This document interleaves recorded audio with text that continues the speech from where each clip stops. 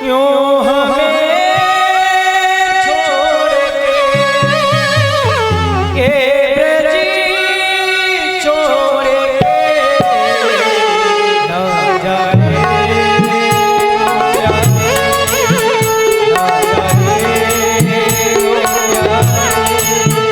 यूं हमें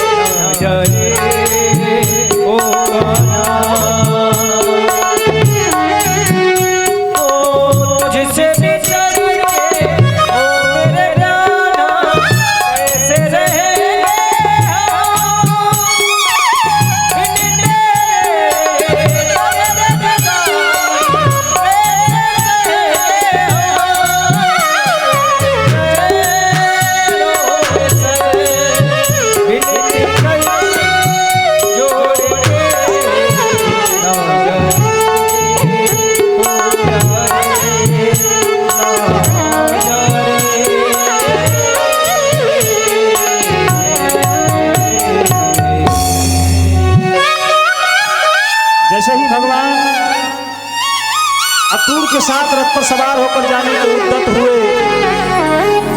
ब्रज की जितनी भी गोपियां हैं सब रथ के आगे आकर लेट गई। अगर ले जाना है कृष्ण को तो ये रथ मेरे ऊपर से निकाल कर ले जाओ। भगवान समझा रहे हैं, अरे हम आज जा रहे हैं, कल लौट कर तुम्हारे पास आ जाएंगे, लेकिन कोई समझने को तैयार नहीं। मैया यशोदा रथ के पीछे पीछे भाग रही है, भगवान मैया को समझा रहे हैं। अंत में सबको समझाकर भगवान अक्रूर के साथ में मथुरा की ओर प्रस्थान किया है। भगवान ने जिस समय भगवान मथुरा में जाकर पहुंचे, सखा भी साथ में भगवान के पहुंचे हैं। जाकर रात्रिकालीन में सबने यमुना के पास में विश्राम किया। अक्रूर ने कहा, कन्हैया जो सामने अट्टालिकाएं दिखाई पड़ रही, बड़े बड़े महल दिखाई पड़ रहे हैं, इसमें एक झोपड़ी हमारी भी छोटी सी है और हमारा ऐसा मन करता है आज की रात चलकर हमारे घर में विश्राम करो। भगवान ने कहा, काका जी जब तक अपने माता और पिता को मैं बंधन से मुक्त नहीं करा दूंगा तब तक ये कृष्ण किसी भक्त के घर भी नहीं जाएगा, क्योंकि भगवान अनुष्ठान कर रहे हैं। जब तक भगवान ब्रज में रहे हैं प्रभु ने अपने पैरों में पादुका नहीं पहनी। जब तक भगवान ब्रज में रहे अपने केशों को नहीं कटाया, और भगवान जब तक ब्रज में रहे तब तक भगवान ने किसी अस्त्र को धारण नहीं किया। और मैया जब भी कहती है कि लाला तुम गाय चराने जाते हो, तुम्हारे पैरों में तो कांटे चुभ जाएंगे, तो पादुका पहनकर जाया करो, तो भगवान मैया से भी कह देते हैं कि मैया जब गैया हमारी पादुका नहीं पहनती है तो ये कन्हैया कैसे पहन ले। तो भगवान अनुष्ठान कर रहे हैं। सखाओं के साथ में जिस समय सवेरा हुआ, बाबा भी पहुंच गए। भगवान कृष्ण ने कहा, बाबा हम जरा मथुरा घूमने जाना चाहते हैं। बाबा ने कहा, घूमने तो खूब जाओ लाला, लेकिन ध्यान रखना काऊ से सारे आ रहे हैं। भगवान सखाओं को साथ में लेकर मथुरा घूमने गए। भ्रमण करने जिस समय भगवान पहुंचे हैं तो जितनी भी मथुरा की नारियां सब भगवान पर पुष्प बरसा रही हैं, फूल बरसा रही हैं, जबकि कंस ने मना कर रखा है कोई भी उनका स्वागत मार्ग में नहीं करेगा। लेकिन जितनी भी मथुरा की नारियां उन्होंने विचार किया, तो हमें मना कर सकते हो कि हम मार्ग में स्वागत नहीं करें, लेकिन हम अपने घरों पर खड़े होकर तो कर सकती हैं। तो सब भगवान का बड़े भाव से स्वागत कर रहे हैं। सखाओं ने कहा, लाला अगर पता होती कितना बढ़िया स्वागत होगा, अरे तो बढ़िया बढ़िया वस्त्र पहन के आते हैं, हमारे पास तो बढ़िया वस्त्र भी नहीं है। और ब्रजवासियों की तो पहचान है कि बढ़िया वस्त्र पहनते हैं। भगवान ने कहा, परेशान मत हो, अभी व्यवस्था करते हैं। इधर कंस का जो धोबी है रजक वो आ रहा है, कपड़ों की पोटली को साथ में लेकर भगवान ने जैसे देखा, मामा जी राम राम। रजक के अंदर तो बड़ा क्रोध है, वो तो भगवान की बात का कोई उत्तर ही नहीं दे रहा, क्योंकि जो बड़े लोग होते हैं, जो अहंकारी होते हैं, और उनके साथ के जो सेवक होते हैं वो उनसे ज्यादा अहंकारी होते हैं। तो उसके अंदर तो इस बात का अहंकार है कि मैं महाराज का धोबी हूं।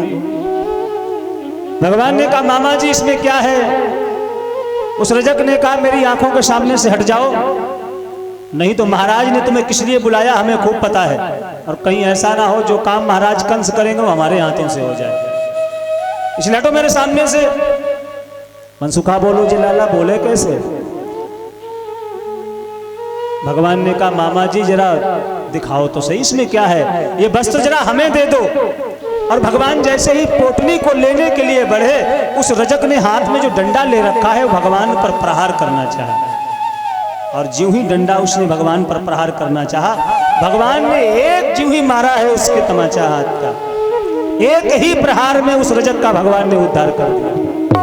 भगवान ने उस पोटली को लिया, पुटली को खोला, लो इसमें से छाटो। अब जितने सखा है सबने उसमें से अच्छे अच्छे वस्त्रों का चयन कर लिया। अब पहन तो लिए लेकिन वस्त्र सब बड़े बड़े हैं, ग्वाल बाल सखा सब छोटे हैं, और वस्त्र राजाओं के हैं, बड़े चमकीले हैं, बड़े सुंदर हैं, लेकिन सब जिस समय चलते हैं सब गली साफ है जारी को। सखाओं ने कहा लाला वस्त्र तो बड़े अच्छे हैं, लेकिन दूर से ऐसे लग रहा जैसे मगनौआ के हैं। भगवान ने कहा इसकी व्यवस्था भी अभी करते हैं। आगे बढ़े तो एक दर्जी बैठा हुआ है अपने घर में, जो ही भगवान के सखाओं को देखा और भगवान को देखा, हाथ जोड़कर कहने लगा गोविंद हमारे यहाँ आओ ना, हम आपके इन वस्त्रों को काट छाट के आपके अनुरूप बना देंगे। भगवान सखाओं के साथ गए और उस दर्जी ने भगवान के उन वस्त्रों को छाट के काट के बढ़िया से भगवान के अनुरूप और ग्वाल वालों के अनुरूप बना दिया। भगवान ने उसे आशीर्वाद दिया। आशीर्वाद देकर भगवान आगे बढ़े, माली आ रहा है सामने से, उसने भगवान को माला पहना दी। अब तो वस्त्र भी अच्छे, माला भी गले में, लेकिन एक चीज कमी है कि मस्तक पर चंदन नहीं है। एक दासी है जिसका नाम है कुब्जा, जो कंस की ही दासी है, हाथ में कटोरा लेकर जा रही है चंदन का। और जो ही भगवान ने देखा तो भगवान ने आवाज लगाई सुंदरी। और सुंदरी तो उसे कहते हैं जिसका चेहरा सुंदर हो, जो रूप स्वरूपवान हो। और कुब्जा जो है वो देखने में भी सुंदर नहीं है, 3 जगह से टेढ़ी भी है, तो उसे तो ऐसा लगा जैसे कोई उसका उपहास कर रहा है, कोई उसकी हंसी उड़ा रहा है। क्योंकि जो ज्यादा काले उनसे आप कहो आओ गोरेलाल, उन्हें बुरा लगेगा ना। वो तो बेचारे पहले ही से परेशान है कि हम करिया हैं और ऊपर से महाराज जी गोरेलाल कर। उसको लगा कोई हमारा उपहास उड़ा रहा है, वो जाने लगी। भगवान ने कहा देवी हम तुम्ही को बुला रहे हैं। कुब्जा भगवान के जिस समय पास में गई, भगवान ने पूछा इस कटोरे में क्या है? कुब्जा ने कहा इसमें चंदन है, मैं महाराज कंस की सेविका हूं, मैं उनको चंदन लगाती हूँ, मेरे द्वारा घिसा हुआ चंदन महाराज कंस को बड़ा प्रिय है।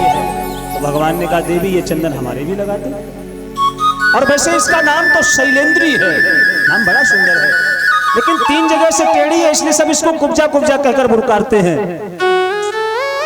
भगवान ने कहा देवी ये चंदन जरा हमारे मस्तक पर लगा दो।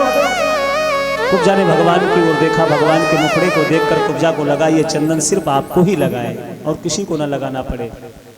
भगवान तो मन की बात जानते। भगवान ने कहा देवी लगाओ। कुब्जा ने भगवान के मस्तक पर चंदन लगाया, सखाओं के मस्तक पर चंदन लगाया। कुब्जा जाने लगी। बलराम ने इशारा किया कन्हैया कुछ दोगे नहीं इसको? अरे इसने तुम्हारे मस्तक को छुआ है, कोई तुम्हारे सामने आ जाता है तुम उसका उद्धार कर देते हो, इसने तो तुम्हें स्पर्श किया है। भगवान ने कुब्जा को पास बुलाया और भगवान ने जो ही अंगूठे के द्वारा उसके पैर को दबाया और ठोड़ी पर हाथ लगाकर भगवान ने जैसे ही झटका दिया, जो कुब्जा 3 जगह से टेढ़ी थी वो बिल्कुल सीधी हो गई है। बोले भक्तवत्सल भगवान की जय। भगवान ने कुब्जा को बड़ा सुंदर बना दिया है। कुब्जा भगवान का गुणानुवाद करते हुए वहां से चली गई। भगवान आगे बढ़े और भगवान ने जाकर जो कंस को धनुष दिया था भगवान शंकर ने, उस धनुष को जाकर भगवान ने खेल खेल में ही उठा लिया और जैसे ही चढ़ाया, प्रत्यंचा चढ़ाते ही धनुष टूट गया है। और धनुष के टूटने की आवाज जिस समय भोजराज कंस के कान में पड़ी तो बैठा है सिंहासन पर, आवाज पड़ते ही सिंहासन से नीचे गिर पड़ा। ये आवाज किस चीज की आई, कहां से आवाज आ रही है? सेवकों ने कहा महाराज वो धनुष टूट गया जो आपको मिला था। अरे किसने तोड़ा? वही जो काला काला है, वही जो मुरली वाला है, वही आ गया है। अरे कुबलिया पीड़ हाथी को सामने खड़ा करो। अब तो जो रंग महल जिस क्रीड़ा स्थल में भगवान आ रहे हैं। जहां पर बैठा है भोजराज कंस सिंहासन के ऊपर, उस रंगभूमि के पास सारी व्यवस्था कड़ी कर दी गई और भगवान पहुंच रहे हैं। जिस समय भगवान पहुंचे, सामने कुबलिया पेड़ हाथी खड़ा है। कुबलिया पेड़ हाथी को मदिरा पान कराई गई और ये इसको दहेज में मिला है कंस को। इसका जो ससुर है ना जरासंध, उसने इसको दहेज में दिया ये हाथी। और वो हाथी भगवान को देखकर भगवान को मारने दौड़ा है। और जैसे ही भगवान को मारने दौड़ा, भगवान ने उसकी सूंड को पकड़ा, बलराम भैया ने पूंछ को पकड़ा और दोनों भाइयों ने उसको घुमाया, फेंक दिया ऊपर। और जिस समय आकाश में गया, कुबलिया पेड़ नीचे आकर गिरा है, उसकी मृत्यु हो गई है। कुबलिया पेड़ हाथी का भगवान ने उद्धार कर दिया और भगवान ने उसके दांत को उखाड़ लिया। दोनों भाइयों ने एक एक दांत अपने हाथ में पकड़ लिया और प्रवेश कर रहे हैं उस रंगभूमि में। सुखदेव जी कहते हैं, राजन, जिस समय भगवान और बलराम दोनों उस रंगभूमि में प्रवेश कर रहे हैं, तो भगवान का रूप तो एक है, लेकिन सबको अलग अलग दिखाई पड़ रहा है। कोई कैसे भगवान का दर्शन कर रहा है कि मल्लानां निर्गणां नरवरः स्त्रीणां स्मरो मूर्तिमान् गोपानां स्वजनो शतां क्षितिभुजां शास्ता स्वपित्रो शिशुः कि मृत्युर्भोजपतेर्विराड विदुषां तत्त्वं परं योगिनां वृषणीनां परदेवते विदितो गतः शाग्रजा। भगवान जिसमें अपने भाई के साथ प्रवेश कर रहे हैं, तो मल्लानाम निर्वनाम, जो वहां पर योद्धा बैठे हैं, जो पहलवान बैठे हैं, भगवान उनको पहलवान के रूप में नजर आ रहे हैं। और जो वहां पर स्त्रियां बैठी हैं, उन्हें भगवान साक्षात कामदेव के रूप में दिखाई पड़ रहे हैं। और जो बड़ी बड़ी माताएं बैठी है ना, उन्हें भगवान उनके बच्चे के रूप में नजर आ रहे हैं। और जो भोज राजकंस बैठा है, उसे भगवान साक्षात काल रूप में दिखाई पड़ रहे हैं। क्योंकि जाती रही भावना जैसी, प्रभु मूरत देखी तिन। भगवान की मूर्ति तो वही है, लेकिन सबको अलग अलग दर्शन हो रहा है। सामने भगवान के आ गया है चाड़ूर और मुष्टिक, हमसे युद्ध करो, हमारे साथ मल्ल युद्ध करो। भगवान ने कहा, मामा जी हमें तो युद्ध कर दो, आवे ना, हमने तो आज तक कोई युद्ध नहीं किया।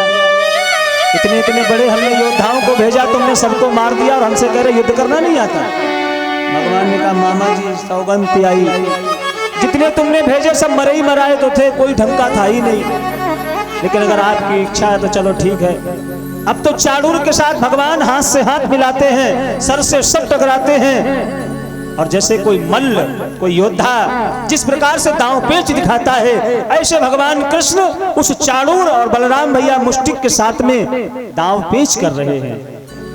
दोनों योद्धाओं से लड़ रहे हैं। समय देखा है, भगवान ने मुष्टिक का प्रहार किया, मुष्टिक को भगवान ने उसके धाम भेज दिया। चाड़ूर का बलराम भैया ने उद्धार कर दिया। दोनों भाइयों ने जितने भी मल्ल योद्धा थे सबको वहां पर संहार किया और भगवान ने लगाई छलांग। और जहां पर भोजराज कंस बैठा है, भगवान सिंहासन के पास पहुंच गए। जाकर भोजराज के केस को पकड़कर भगवान ने खींच लिया। जैसे ही भगवान ने उसके केसों को पकड़कर खींचा, सिंहासन से नीचे आ गया है भोजराज कंस। कहने लगा, लाला छोड़, लगती है। भगवान ने कहा, आज पता चला लगती है। तुमने भी हमारी माँ के केसों को पकड़कर ही खींचा था, और उस समय मेरी माँ ने कहा था कि भैया लगती है। तब तुम्हें इस बात का आभास नहीं था कि लगती भी है। आज तुम्हें लगी तो कहा लगती है। मेरी ओर देख मामा, मेरी ओर देख। कंस ने ज्यों ही भगवान के नेत्रों की ओर देखा, भगवान ने मुष्टिक का प्रहार किया और एक ही बार में भगवान ने उस कंस को धाम भेज दिया है। भगवान ज्योति निकली है कंस के शरीर से और वो भगवान में ही जाकर समाहित हो गई है। भगवान ने कंस का उद्धार कर दिया। जेल खाने में बंद अपने नाना उग्रसेन को बंधन से मुक्त कराया, अपने पिता वसुदेव को बंधन से मुक्त कराया, अपनी मैया देवकी को बंधन से मुक्त कराया। आज 11 वर्ष 56 दिन के बाद मैया देवकी ने अपने पुत्र के मुखड़े को देखा है। जिस समय भगवान के मुखड़े को देखा, मैया बहुत खुश है, कितना सुंदर है मेरा लाला, अरे कितना सुंदर है ये तो। मैया बार बार भगवान के मस्तक को चूमती है, अंगों को चूम रही है, मेरा लाला तो बड़ा सुंदर है। भगवान ने मोर मुकुट लगा रखा है। उस आकृति की छवि कृति को देखकर मैया बार बार बड़ी प्रसन्न हो रही है कि मोरे मुकुट वारे घुंघराली लट वाले हो, अपना चंदा सा मुखड़ा दिखाए जा। अरे मोरे मुकुट वारे घुंघराली लट वाले, मोरे मुकुट वारे घुंघराली लट वाले, हो अपना चंदा सा मुखड़ा दिखाएगा, हो अपना चंदा सा मुखड़ा दिखाएगा। मोर मुकुट वाले घुंघराली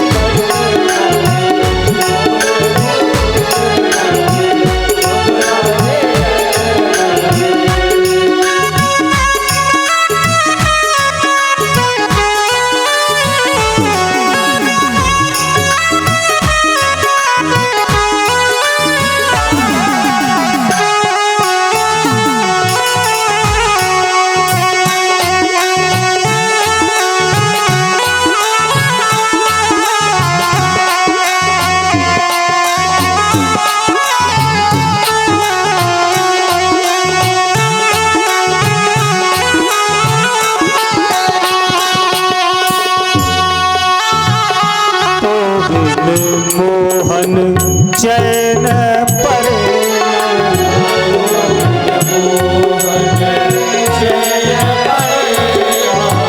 तुम बिन मोहन चैन परे,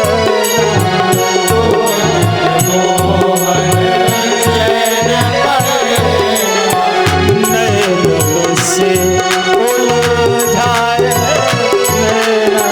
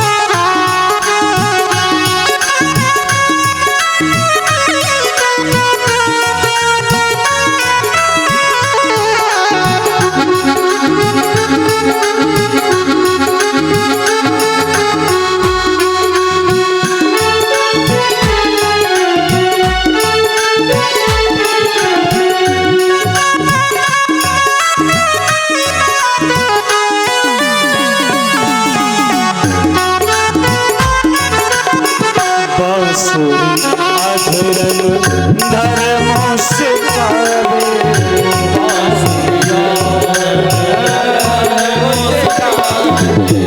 बसती अधर्म धर्म सिखावे,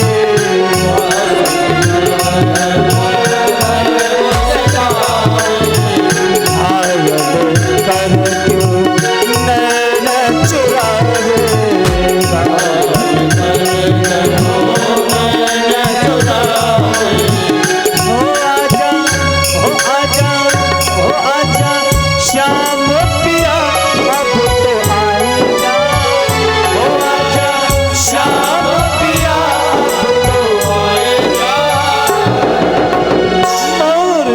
मुकुट वाले घुंघराली लट वाले।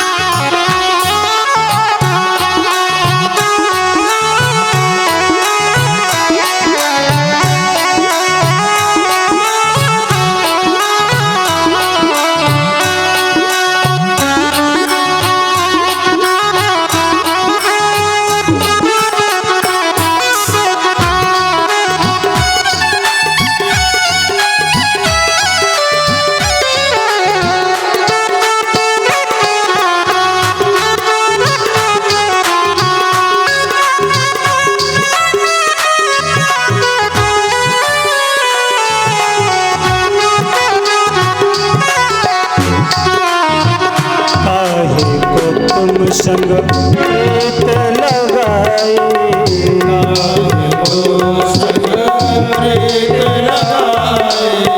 काहे को तुम संग प्रीत लगाए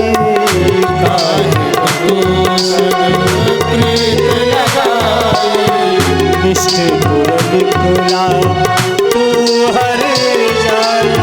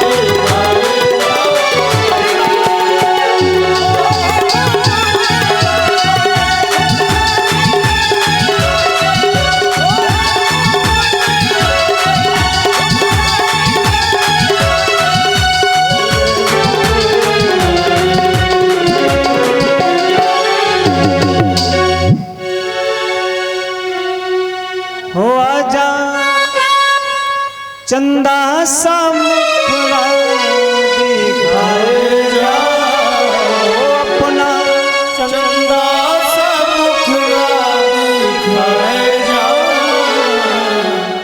मोर मुकुट वाले घुंघराली लट वाले। क्या बोलना पड़ेगा राधे राधे एक बार जरा प्रेम से क्या बोलना पड़ेगा।